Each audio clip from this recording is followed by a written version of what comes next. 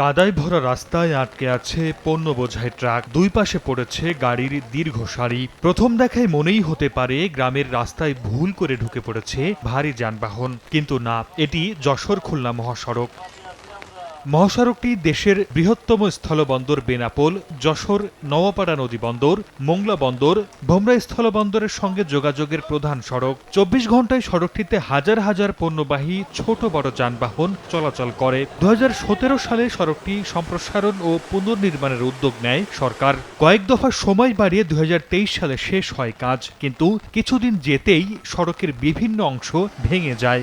এরপর দীর্ঘ ২ বছর ধরে সংস্কার চললেও কোনো কাজে আসেনি। ৩ কিলোমিটার এরকম রাস্তা গর্ত হয়ে গেছে।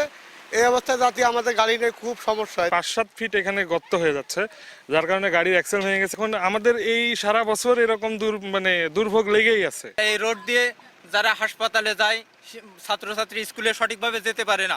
ব্যবসায়ীরা বলছেন, সড়কটি সংস্কার শেষ না হওয়ায় নওয়াপাড়া নৌবন্দর কেন্দ্রিক ব্যবসা বাণিজ্যে স্থবিরতা নেমে এসেছে। বিশেষ করে ভরা মৌসুমে ব্যাহত হচ্ছে সার সরবরাহ। কয়েকটি ট্রাক মাল লোড করে পাঠিয়েছিলাম, সেখানে ডিফারেন্সিয়াল ভেঙে গাড়ির টায়ার পাংচার হয়ে গাড়িগুলো ২-৩ দিন পড়ে আছে। ট্রাকগুলো দুর্দশার কারণে ওই লোড দিতে যাচ্ছে না, আমরা সার সরবরাহ করতে পারছি না। সড়ক বিভাগের দাবি, পণ্যবাহী ট্রাকগুলো নির্ধারিত ওজনের বেশি বহন করায় দ্রুত নষ্ট হয়ে যায় সড়ক। রাস্তাটা টিকানোর জন্য আমরা সোলিং এসবিবি কাজ হাতে নিয়েছি। ১ থেকে ১.৫ বছর আমাদের ডালাইয়ের কাজগুলো সম্পন্ন হলে এই রাস্তায় আশা করি আর কোনো প্রবলেম থাকবে না।